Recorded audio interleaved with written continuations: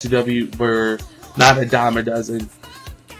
You know, there were very few of them, of big time stables, but nothing that really stands out. So, you know, Bam Bam eventually, the last time we really saw him in a major role was in WCW, in terms of a major company, but it was kind of like the theme of his career.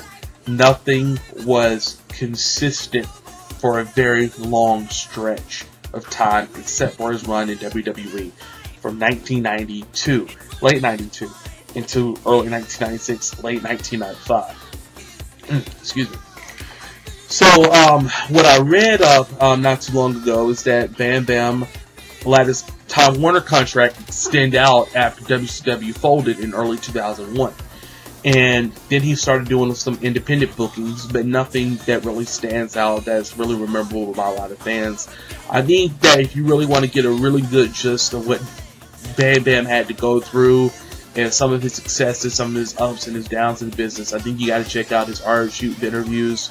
You know, you hear a lot of interesting things. Like, for instance, he even did an MMA show, and I believe in 1996 or something like that, when MMA really wasn't on a huge grand scale, but he did it in Japan for like $75,000 or $100,000. So, you know, you hear interesting things like that. Bam Bam was the kind of guy who got paid pretty well in his business, but he wasn't the type of guy that you can associate with one company and say he was there for a very, very long time, and he had a significant run at that company on the bottom, the middle, and the top of the card.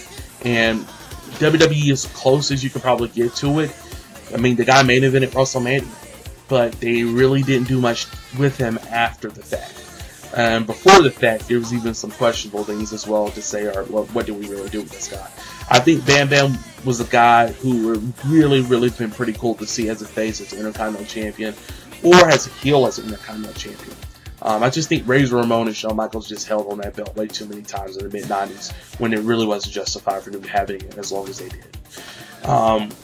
Case in point, Razor Ramon, 4-time Intercontinental Champion. And that's when 4-time Intercontinental Champion, you know, actually meant something and was actually considerable back then.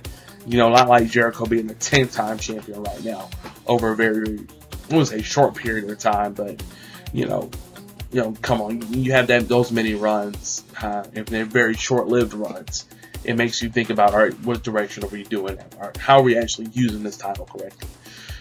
But as many of you do know, Bam Bam passed away in 2007. I don't really need to tell y'all how he passed away. Just the fact that we've lost another one of our legends in this business who had such a pretty good career that a lot of us can embark upon and say that this guy did it his way. He was very unique and innovative, and the kind of guy that you just look back and say that if this company or that company would have done more with him, how his career could have really panned out. Or if saying that if he stayed in this company for a very longer period of time, there's no telling how much he could have climbed to the ladder. You know, we really will never really know that about Bam Bam, but one thing we will know is that the guy was very, very entertaining. I mean, you guys and gals of the In Your Head Headyverse voted for him to be discussed here on the Paradigm for the 16th edition. So the guy had to do something right to get noticed by so many fans and still be remembered today by so many legions of fans around the world. I don't think it's just because of his run in the WWE in the mid-90s. I think it has a whole hell of a lot more to do with the impact he made on so many fans throughout the tenure of his career, from, I believe, his earlier days in CWA all the way into his really last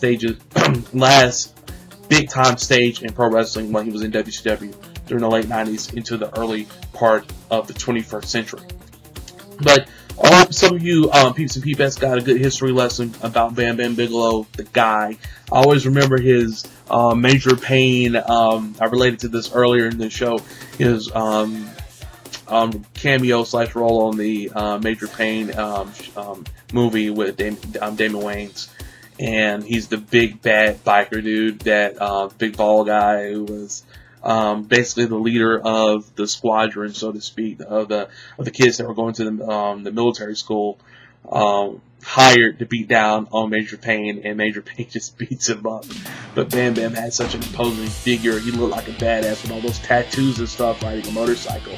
And, you know, I was really proud and happy that he got that role, and it showed you how far he really had come in the business, to being a guy who was really not used as much in some companies for a very long period of time, misused or just not there for, you know, in the company for a very long time, to a guy who had made his name in the WWE, and all of a sudden was getting major movie roles. Not major movie roles, but minor movie roles, cameos, but, you know, a guy who people knew from the wrestling business actually making it, besides Hulk Hogan, and Bret Hart at the top too.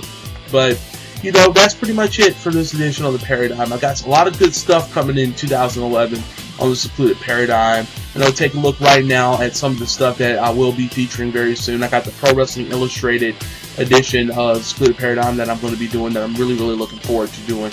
Been a benchmark for PWI for so many years. I'm really looking forward to that. I've got a piece also that I'm going to do on, which was recommended by President Clinton of the boards, the Portland wrestling that I'm going to be doing. That I think that not many people know about the Don Owens, his organization back in the 50s, 60s, 70s, 80s. I mean, you can go. It was a very long string of a lot of good wrestlers that came from there. Roddy Piper, Playboy Buddy Rose. I mean, there's a lot of guys who made their way through there that I will discuss and talk about in detail. And also the Jumpin' Jeff Farmer episode that I'm going to be doing too. Thanks, Jobs, for mentioning that I'm going to showcase him on the Paradigm too. And also, there's a lot of other good stuff that I'm going to be doing too. So, you know, be on the lookout.